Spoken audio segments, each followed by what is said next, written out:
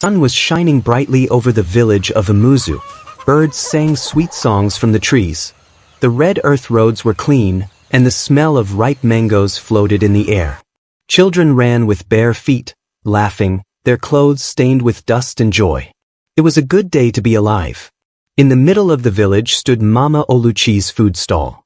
Everyone loved her spicy jollof rice and fried plantain. That morning, a young girl named Zina helped her mother carry pots and plates to the wooden tables. Zina was 16, with dark skin that glowed in the sun and eyes like morning stars. Her short braids bounced when she walked, and her smile could melt anger. Zina hummed as she worked. Not far from her, by the village well, stood Chika, tall, strong, and kind. He carried buckets of water like they were light as feathers. Every time Zina looked up, he was already smiling at her. She blushed and looked away. Chika and Zina had been friends since they were children. They used to chase goats, climb mango trees, and play catch me under the moonlight. Now they were older, and their friendship had become something deeper, something sweeter. Zina's mother teased her. "Your eyes are always dancing, Zina. Is it the sun or is it Chika?" "Mama." Zina laughed, hiding her face. "He is just helping with the well." Mama Oluchi chuckled. "If help looked at me like that, I would marry it." Everyone in Umuzu loved Chika. He was the son of the village hunter, Papa Ease, and the grandson of the great storyteller, Grandpa Anazi. Chika had gentle hands and a quiet strength. He fixed roofs, fetched water, and always helped elders without being asked. Zina loved how he listened. He didn't just hear words. He heard feelings. That week, the whole village was preparing for the Yam Festival. It was the biggest celebration of the year. There would be dancing, drumming, wrestling, and the sharing of the first harvest. Women painted their faces with white chalk. Men brought out their colorful wrappers. The village square was full of laughter and music. Zina and Chika were chosen to lead the youth dance. Every evening, they practiced under the orange sunset. Their feet moved with rhythm. Their eyes followed each other like the moon follows the river. Even the elders smiled when they watched them. "Chika and Zina will marry one day," old Mama Nkechi whispered. Their hearts beat together. One evening, after dance practice, Chika walked Zina home. "Do you remember the mango tree where we carved our names?" he asked. "Yes," she giggled. "You misspelled my name." "I was 7, he laughed. "Let's go see it." They walked past the cassava fields, past the goats chewing on grass, until they reached the old tree. The bark still showed faint letters, C+C. Under it, a little heart. Zina leaned on the tree. "I wish things would always stay like this." Chika looked at her. "Me too." He reached into his pocket and pulled out a small necklace with a tiny wooden heart. "I made this for you," he said shyly. "From the tree we carved on." Zina gasped. "Chika, it's beautiful." He tied it around her neck. The wooden heart rested above her chest. "Now wherever you go, a part of me will follow." Zina smiled, eyes wet. "I will never take it off." They stood there under the mango tree as the wind whispered between its branches. The sun was melting behind the hills. The world felt golden. The day of the Yam Festival arrived. Drums beat from every corner. People from nearby villages came to celebrate. Dancers wore feathers, cowrie shells, and bells. Smoke from roasted yams rose into the sky. Children sang folk songs. The king sat under a big umbrella, fanning himself slowly. Zina wore a red wrapper with white beads around her neck. Her braids were woven with gold thread. Chika wore blue with a white staff in his hand. When they entered the dance circle, people clapped and ululated. They danced like fire and wind, together, fast and free. The drums matched their heartbeat. The crowd cheered as they spun and jumped. When the music slowed, they ended with Chika holding Zina's hand high in the air. Even the king smiled. That night, the stars came out. A full moon watched over Umuzu. Chika sat outside with his grandfather, Grandpa Anazi, who was chewing bitter cola. "You dance like your father used to," the old man said. "Did Papa dance with Mama like that?" Chika asked. The old man looked up at the stars. "Yes. But your mother came from a place where love was forbidden. Chica blinked. What do you mean? Grandpa Anazi waved his hand. Another time, my boy. Another time. Zina sat beside her mother, head on her lap. Chica is kind, Mama Oluchi said softly. But remember, my daughter, even rivers that look calm can hide deep secrets. Zina looked up. What kind of secrets? Her mother kissed her forehead. Sleep. The moon is watching. But that night, both Chica and Zina lay awake, hearing the drums in their memories, feeling joy in their hearts, and wondering about the words not fully said. The village of Umuzu slept in peace. But the wind had already started to change. 2 weeks after the Yam festival, the village of Umuzu was still glowing. People talked about the dancers, the music, and how Chica and Zina moved like spirits from the river. But beneath the joy, something quiet had started to shift. It began with a man.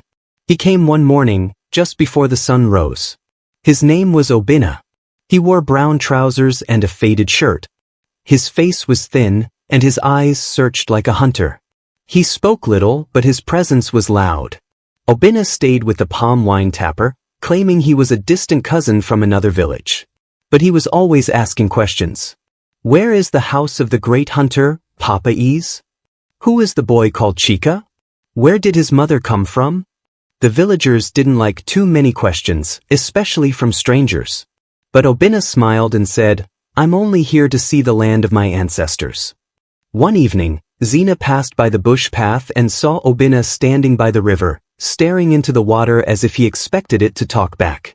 That same week, Chica noticed something strange at home. His father, Papa Ease, had been quiet lately. He didn't go hunting. He stayed in his hut, sharpening his knife over and over. When Chica asked what was wrong, his father only said, Some truths are better left sleeping. Chica told Grandpa Anazi, but the old man sighed and looked away. There are ghosts in this village, Chica. Not the kind with white eyes and cold breath. These ghosts wear human skin. And sometimes, they come back. Chica didn't understand. But something inside him began to feel heavy, like he was carrying a basket of secrets on his back without knowing what was inside. Zina also noticed changes. Her mother, Mama Oluchi, had become uneasy. She stopped letting Zina walk alone to the river. She began locking the doors earlier at night. She cooked more but laughed less. One night, Zina asked her, Mama, are you hiding something? Mama Oluchi paused before answering. My dear, there are stories a mother must carry alone. To protect her child. Zina frowned. Protect me from what? From the past. From the truth. Zina felt a sharp twist in her chest. Something was wrong and no one was saying it. But the truth has legs. It never sleeps forever. Obina finally found Chica sitting by the well one evening. You are Papa Isa's son, right? He asked. Chica nodded slowly. Who are you? Obina smiled. A man who knows more than he should. What does that mean? Have you ever wondered why no one speaks of your mother's family? Chica's eyes narrowed. She died when I was young. I was told her people lived far. Yes, Obina said, but not far enough to forget betrayal. Chica stood up. What are you saying? Obina stepped closer. Your mother ran from a village where her family was cursed. She married into this one, but she brought something with her, something your father tried to hide. Chica's hands tightened into fists. That's a lie. Ask your grandfather, Obina whispered. Ask him why the elders refused to bless your parents' marriage. Ask him what happened the night your mother fell sick. Chica walked away, heart pounding. That night, he stormed into Grandpa Anazi's hut. Tell me the truth. Did Mama bring shame to this village? The old man sat still. She brought love, he said, but love mixed with blood that had dried wrong. What does that mean? Chica shouted. Her people were once enemies of ours, Grandpa Anazi said quietly. There was a war long before you were born. Land was taken. Lives were lost. And when she came here, many were angry. But your father chose her anyway. Why didn't you tell me? Because you were just a boy. And we wanted peace. Chica left without another word. His head felt like a drum being beaten from inside. Zena saw him the next morning. His face looked different. No smile. No light. "Chica," she called softly. He turned but didn't answer. "Are you okay?" He shook his head. "There's something I need to figure out. Can I help?" He looked at her for a long time. "Maybe." He told her about Obina. About the past. About his mother's family and the war. Zena listened, her hand on his. "Does this change how you see yourself?" she asked. "I don't know. But now I feel like I'm not whole. Like part of me was built on lies." Zena touched the wooden heart necklace around her neck. "Even if the past is dark, your heart is still yours." Chica tried to smile. "I hope so." That night, something happened. The goats in the pen began to scream. Dogs barked wildly. A loud knock hit Papa Isa's door. He opened it and froze. Obina was standing there, but behind him were two other men. They wore black wrappers and held long staffs. "We come from the village of Aikna," one of them said. "We are here to speak of debts left unpaid." Papa Is stepped out. "Your war is not welcome here." "Then pay what you owe," Obina said. "Or give us the boy." Papa Is reached for his machete. "Leave, before you taste the red of Umuzu's soil." The men left with a warning. You can hide behind drums and festivals, but the river remembers everything. Zena and her mother saw them walk past in the moonlight. The air felt like thunder was waiting to strike. The next day, Papa Is called Chica outside. "Son," he said, "some men only understand blood. But I will not let them take you." "What do they want from me?" "To break what your mother tried to fix." "Tell me everything." Papa Is looked at the ground. "Not yet. But soon." Later that evening, Zena found Chica sitting by the mango tree. "I'm scared," she whispered. "Me too," he replied. They sat there in silence, holding hands, as the wind moved through the leaves like a whisper of secrets yet to come. The sun no longer smiled in Umuzu. The days still came, the birds still chirped, but everything felt different, like the village had caught a cold that wouldn't go away.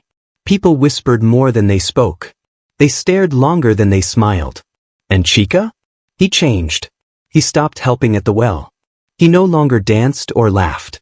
Each morning, he walked to the edge of the river and just stared, his thoughts deep like the water. Zena followed him sometimes, but he barely spoke. Zena sat by her window, watching the wind move the trees. "Mama," she said quietly, "do you believe love can survive a lie?" Mama Oluchi didn't answer immediately.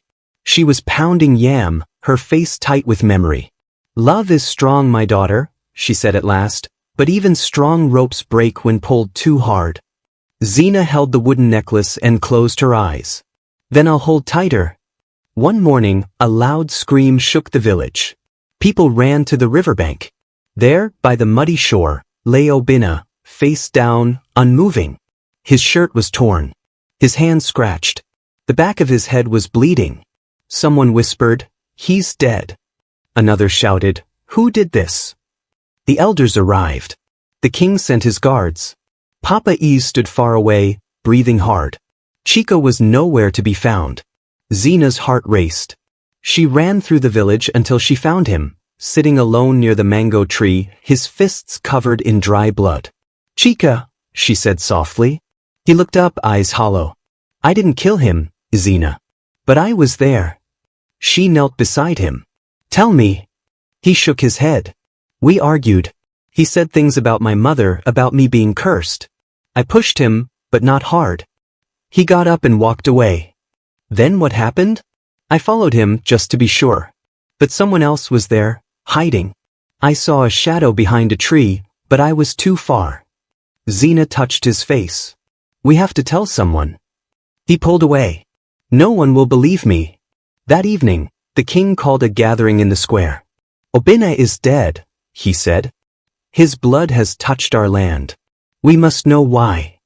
A woman stepped forward. She was from Aikna, Obina's village. "He came here looking for peace. Now he's gone." Papa Is stood up. "He came to bring pain. He threatened my family." "Is that why you killed him?" she asked. "I did not." "But your son was seen near the body." Murmurs spread like wildfire. The king raised his hand. Enough. We will not blame without proof. But until we know the truth, Chika must stay in the elder's custody. Zina gasped. No. He didn't. Her mother pulled her back. Let them handle it. Guards came and took Chika away. He didn't fight. He only looked at Zina and whispered, "Trust me." Zina couldn't sleep that night. Her heart felt like it was carrying stones. The next day she went to Grandpa Anazi. "Please," she begged, "help him." The old man looked tired. "I warned them. When you bury lies, they grow roots." "Then tell me the truth," Zina said. He sighed. "Your mother and Chika's mother were sisters." Zina froze. "What? Half-sisters?" he continued. "Your grandfather, Oluchi's father, had another wife in secret. She gave birth to Chika's mother, Amaka. But when the village found out, they drove her away. So, we are family? Distant, yes. But the shame made the families enemies. That's why your mother didn't want you too close to Chika." Zina's voice shook. "She knew this whole time? She wanted to protect you. She thought if love grew between you two, pain would follow." Zina stood up. "Pain has already come." In the elder's hut, Chika sat quietly. His wrists were tied, but his spirit still stood tall. Papa Ease came to visit. "I know you didn't kill him," he said. "Then tell them." "They won't listen to me. But maybe, they'll listen to the land." That evening, Papa Ease took a blood oath. He cut his thumb and swore before the gods of the village that his son was innocent. The next morning, a strange thing happened. Obina's body, buried by the river, rose. Not in life, but in death. His grave had cracked open. His corpse floated, face up, mouth open as if trying to speak. The villagers screamed. "The gods are angry," one cried. The elders gathered again. "The ground has rejected the body," said the king. "It means his soul carries a secret." Zina stood in the crowd, shaking. Then a small girl stepped forward.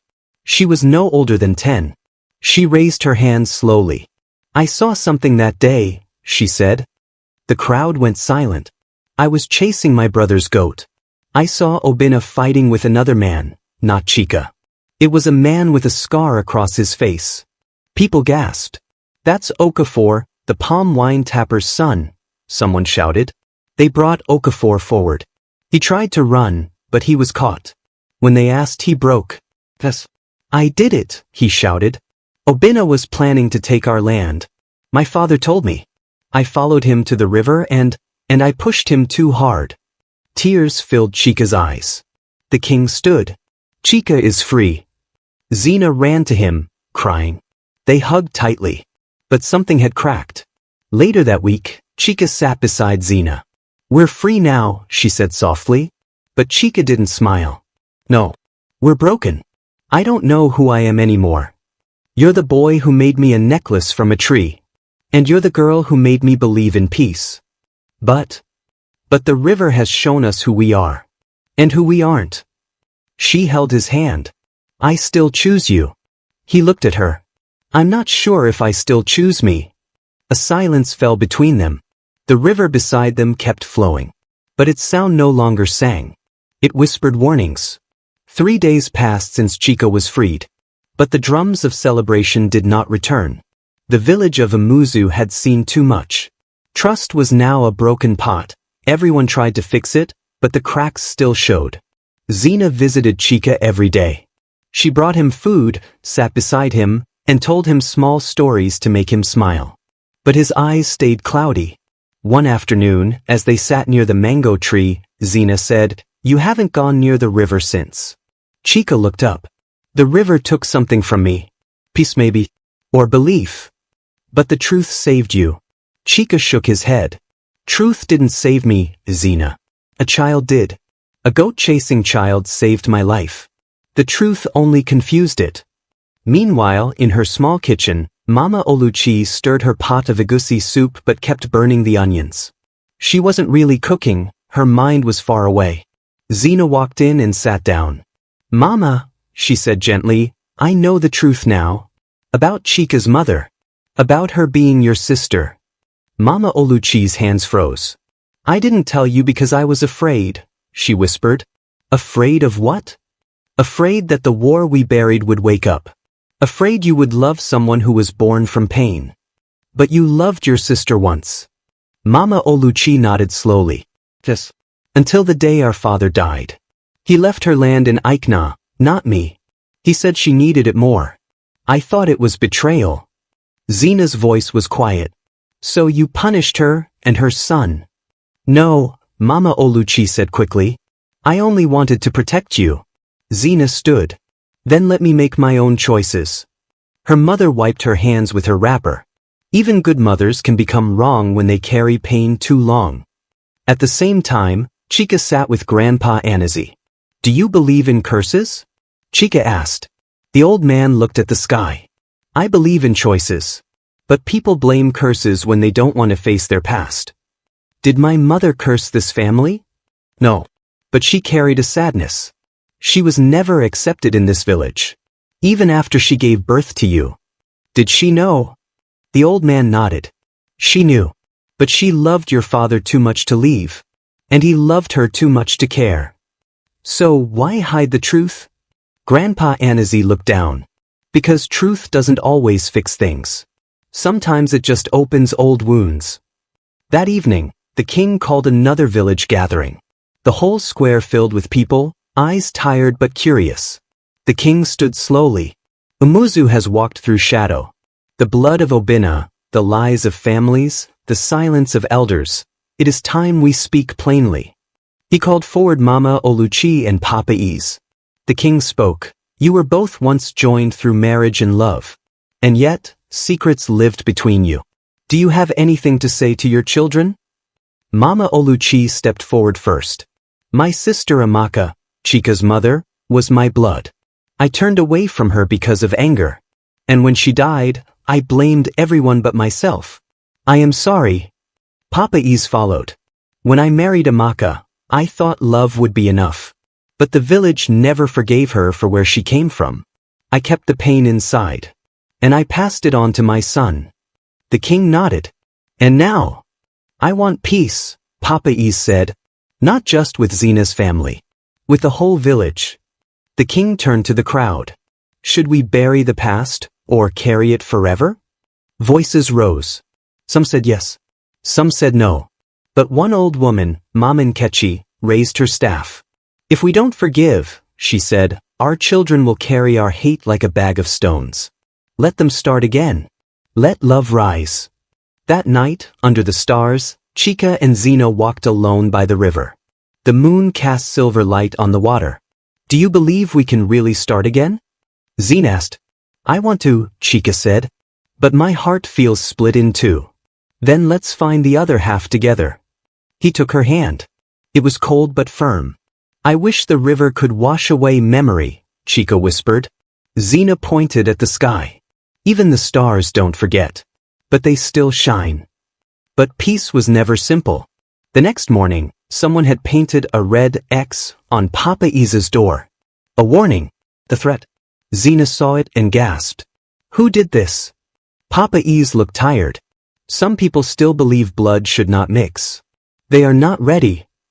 The king sent guards, but no one confessed. Fear returned to the village like a storm cloud. Later that day, Chika went to the river to clear his head. He sat on a rock, listening to the quiet flow. He closed his eyes.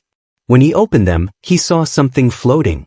It was the wooden necklace he gave to Zena, the one she swore never to take off. Chika grabbed it from the water and ran to her house. She was crying. They came, she said through tears. They threatened Mama. They said if I don't stay away from you, more things will break. Who? I don't know.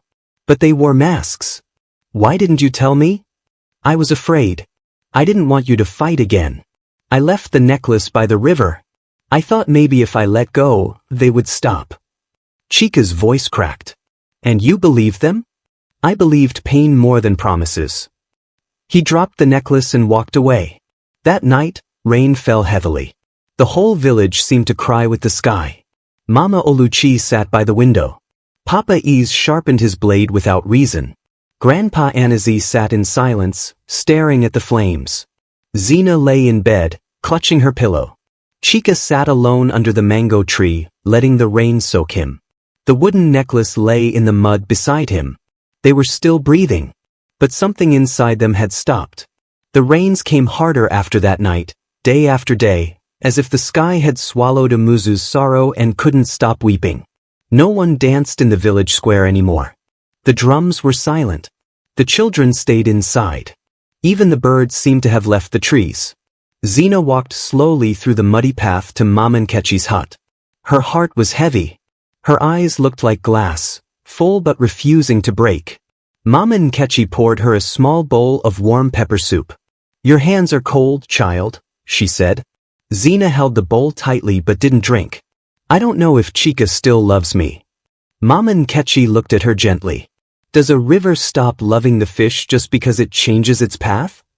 Zina shook her head. "But what if the river dries? Then it waits for the rain."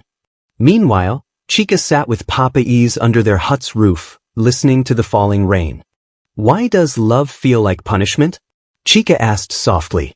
Papa Ease looked at his son, really looked at him. "Because we've loved through wounds, not through healing." "Do you regret marrying Mama?" "No. I regret not fighting harder for her peace. I let her carry too much alone. Just like I've let you." Chica's voice cracked. "I don't know how to forgive anymore." Papa Ease touched his shoulder. "Start with yourself. The rest will follow." One morning, the rain stopped. The clouds moved slowly, like they were unsure. Zina stood outside, breathing in the wet air. She hadn't spoken to Chica in 4 days. She hadn't worn the necklace again. She walked to the mango tree, hoping maybe he'd be there. He wasn't. But something was. A piece of wood, freshly carved, leaning against the trunk. She picked it up. It was a small wooden drum, shaped like the one from the Yam Festival. On the back were the words, "Even if we stop dancing, you are still my rhythm." Her knees gave in and she sat in the mud, crying, not because of anger, but because of the weight of love that refused to leave, even when it hurt. That evening, Chica returned to the river. It was calm again. He stood at the bank, holding the necklace in his hand. "I don't know who I am anymore," he said to the wind, "but I know what I want." He turned and saw Zina standing behind him. She wore a plain wrapper. No beads. No makeup. Just her eyes. "Do you remember the first time we came here?" she asked. "Yes," he said. "You dared me to jump in. And you did. Even though it was cold. You jumped after me." They both smiled. Then fell silent. "I want to be with you," she said, "but not in pieces. Not if the world around us keeps breaking us." Chica nodded. "I know. So what do we do?" He looked into the water. "Maybe we stop fighting for what was, and accept what is." Zina touched the necklace. "Maybe love isn't always holding on. Maybe sometimes, love is letting go with dignity." He placed the necklace in her palm, closed her hand over it, then stepped back. The next day, Chica told his father he wanted to travel, to Aikna, to find his mother's roots. To learn the story from the other side. Papa Ease nodded. "Then I'll walk you to the edge of the village." They didn't hug. But they didn't need to. Their silence was warm. Zina watched from a distance as Chica walked away, his bag on his back, his shoulders strong, but his heart still soft. The village tried to move on. Drums returned slowly. Mama Oluchi reopened her food stall. Grandpa Anazi began telling stories again. Zina listened to them but never danced again. Not like before. She still walked by the mango tree, still visited the river. She sometimes wore the necklace. Sometimes not. She smiled but only with her mouth, not her eyes. 1 year passed. Letters came from Chica, sent through traders. He wrote about strange towns, warm fires, and kind strangers. But never once did he say he was coming back. One day, Zina received a parcel wrapped in cloth. Inside was a book. Carved into the wooden cover were the words, "The girl who gave me her name." She opened it and began to read. It was their story, written in Chica's hand. Page by page, the river flowed again. The final page read, "If you ever walk by the mango tree, know that I still think of you. If you ever hear the river whisper, know that I still listen. We may never dance again.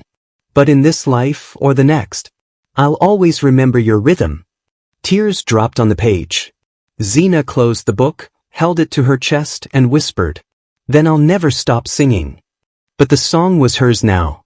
So lonely, beautiful, and true. What did this story teach you? Share your thoughts in the comments. Like, subscribe, and turn on notifications so you never miss another powerful tale. Thank you for watching. Stay kind, stay true, and keep believing in the magic of stories.